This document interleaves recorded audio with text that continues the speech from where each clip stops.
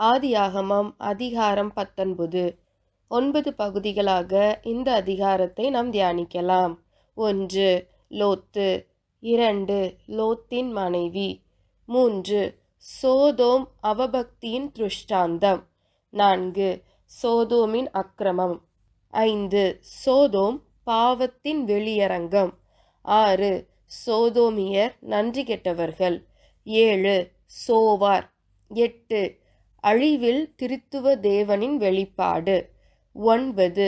Moab Ammon கர்த்தருடைய சபைக்கு உட்படலாகாது. 1. லோத்து. முதலாவதாக லோத்து பட்டணத்தில் உயர்ந்தவராக இருந்தார். ஆபிராமை தூதர்கள் சந்தித்த வேளையில் அவர் கூடார வாசலில் இருந்ததாக வாசிக்கிறோம். லோத்து சோதோமின் வாசலில் உட்கார்ந்திருந்தார். இவர் பட்டணத்து வாசலில் உட்கார்ந்திருந்ததால் இவர் அந்த நகரத்தின் தலைவர்களுள் ஒருவராகவும் நியாயாதிபதிகளில் ஒருவராகவும் செயல்பட்டிருப்பார் என்று அறியலாம். இதை ரூத் 4வது அதிகாரத்தோடு ஒப்பிட்டு பார்த்தால் போவாஸ் நியாயத்தை சொல்ல பட்டணத்து வாசலில் உட்கார்ந்திருத்தலை விளங்கிக் கொள்ளலாம். லோத்து ஆபிராமை போல தேவனுக்கு பலிபீடம் கட்டவில்லை. இரண்டாவதாக லோத்து அவபக்தியுள்ள பட்டணத்தில் தெய்வ பக்தியோடு வாழ்ந்த நீதிமான். உலகம் முழுவதும் ஆக்கினைக்குள்ளாக தீர்க்கப்பட்ட போது நோவாவும் குடும்பத்தாரும் மீட்கப்பட்டது போல சோதோம் ஆக்கினையில் நின்று லோத்தும் அவன் பிள்ளைகளும் மீட்கப்பட்டனர்.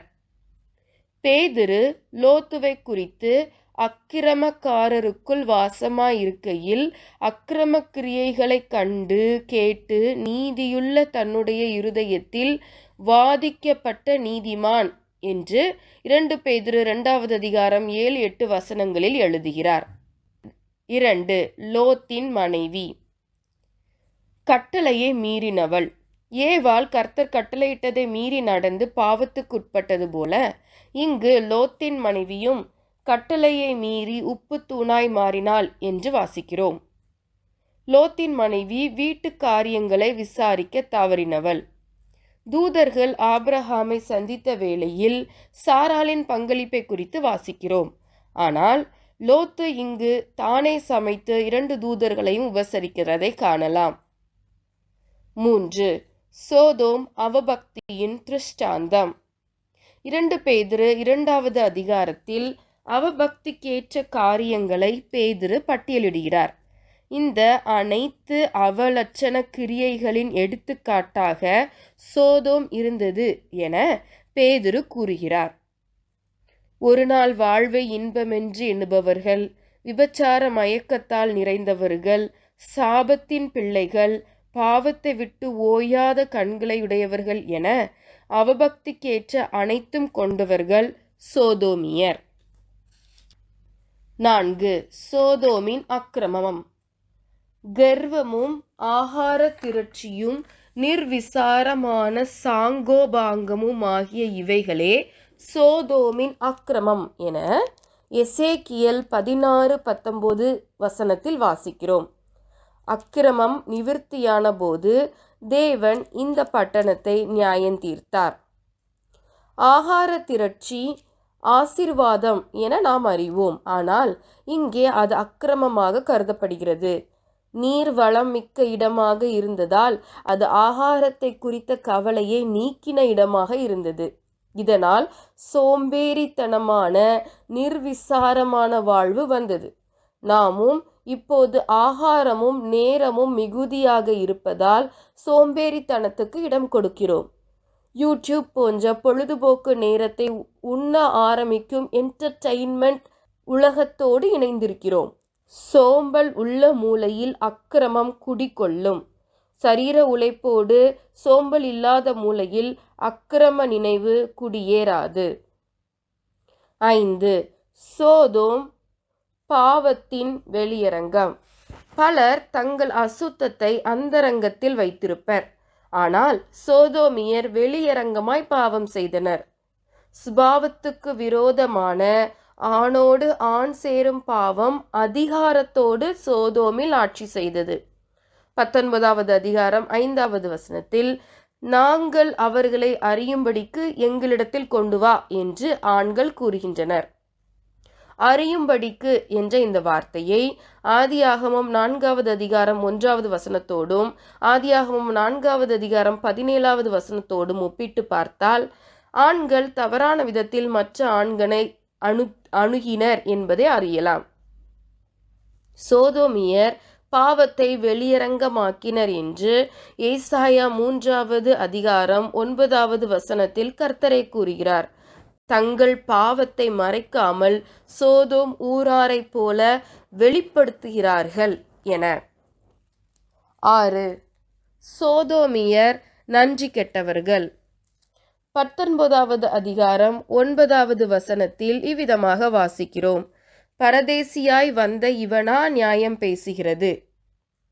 லோத்தின் குடும்பம் தங்களோடு இருந்ததால் ஆபிரகாமின் மூலம் சிறையிருப்பினின்றும் அடிமைத்தனத்தினின்றும் எல்லா பொருட்களையும் குடும்பத்தையும் இழப்பதினின்றும் தாங்கள் மீட்கப்பட்டதை சோதோம் மக்கள் நினைக்காமல் போனார்கள்.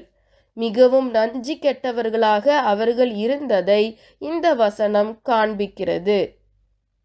லோத்தையும் கட்டாயப்படுத்தி கெடுக்க முயற்சித்ததையும் இது காண்பிக்கிறது. நன்றி மறப்பது நல்ல செய்கை அல்ல. 7. சோவார். கர்த்தர் சோதோமையும் கொமோராவையும் அழிக்கும் முன்னே சோவாருக்கு போகும் வழி மட்டும் அது கர்த்தருடைய தோட்டத்தைப் போல இருந்தது என ஆதியாகமம் 13வது அதிகாரம் 10வது வசனத்தில் வாசிக்கிறோம். 14வது அதிகாரம் 8வது வசனத்தின்படி சோவாரின் முந்தைய பெயர் பேலா என்பதாகும். தற்போது சின்ன ஊர் எனும் அர்த்தம் கொள்ளும் சோவார் என மாற்றப்பட்டது. அழிவுக்கு முன் லோத்து சின்ன ஊருக்கு வரும் மட்டும் இந்த சோதோம் கர்த்தருடைய தோட்டத்தை போலிருந்தது. இந்த சோவாரை லோத்து அடைந்தவுடன் சோதோம் அக்கினிக்கும் கந்தகத்துக்கும் இரையானது. சோவாரில் சூரியன் உதித்தது. லோத்து இந்த இடத்திற்கு வந்த பின்னரே இந்த இடம், அதாவது பேலா என்ற இந்த இடம் சோவார் என மாற்றப்பட்டது. 8. திரித்துவ தேவனின் வெளிப்பாடு. 24வது வசனத்தில் கர்த்தத்துவம் 2 யெகோவாக்களாய் வெளிப்பட்டதை காணலாம். கர்த்தர் கர்த்தராலே அழிவை உண்டாக்கினார். ஆதியாகமம் 1வது அதிகாரத்தில் தேவன் வார்த்தையாலே சிருஷ்டிப்பை ஏற்படுத்தியது போல. 9. மோவாப் அம்மோன் கர்த்தருடைய சபைக்கு உட்படலாகாது. மோவாபியரும் அம்மோனியரும் விசுவாசத்தினால் உண்டான சந்ததி அல்ல. உபாகமம் 2வது அதிகாரம் 9வது 19வது வசனத்தில் மோவாபோடும் அம்மோனியரோடும் இஸ்ரவேலர் யுத்தம் செய்யலாகாது என கர்த்தர் கட்டளையிட்டிருப்பதை குறித்து வாசிக்கிறோம்.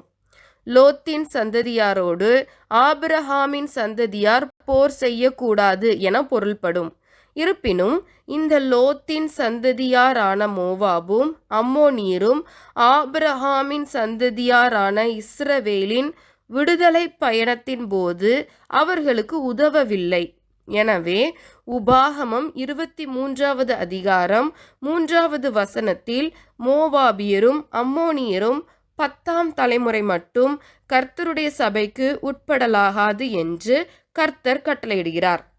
இந்த 10 தலைமுறைகள் கடந்த பின் ரூத்தின் காலத்தில் இஸ்ரவேல் சந்ததியும் மோவாபின் சந்ததியும் இயேசுவின் பிறப்பில் இணைகிறது. ஜெபிப்போமா? அன்பின் பிதாவே, சோதோம் கொமோரோவில் காணப்பட்ட கிரியைகள் அவபக்திக்கேற்ற பாவத்தை வெளியரங்கமாக்குகிற அக்கிரம கிரியைகள் எங்களுடைய வாழ்வில் காணப்படுமானால் எங்களை கழுவி சுத்திகரியும். ஒரு விசை உமக்குள் எங்களை ஸ்திரப்படுத்தும். நன்றி கெட்டவர்களாக இருக்கிற குணம் எங்களுக்குள் இருந்தால் அதை மாற்றும். மற்றவர்களை மதிக்க எங்களுக்கு கற்றுத்தாரும். உம்முடைய வல்லமையை நீர் வெளிப்படுத்தும் போது அதை உணர்ந்து எங்களுடைய பாவத்தில் இருந்து வெளிவர எங்களுக்கு கிருபை தாரும். லோத்து தன் மதியினத்தால் சோதோமிலே குடியிருந்தது போல நாங்களும் எங்களுடைய மதியினத்தால் எங்களுடைய சூழ்நிலை அவலட்சணமானது என்று தெரிந்தும் அதிலே பயணிக்காமல் அதிலிருந்து விடுபட்டு உம்மோடு உள்ள ஐக்கியத்திற்கேற்ற வாழ்வு வாழ ஞானத்தை தாரும். எங்களோடு கூட இருந்து வழி நடத்தும். இயேசுவின் மூலம் ஜெபிக்கிறோம் நல்ல பிதாவே. ஆமேன்.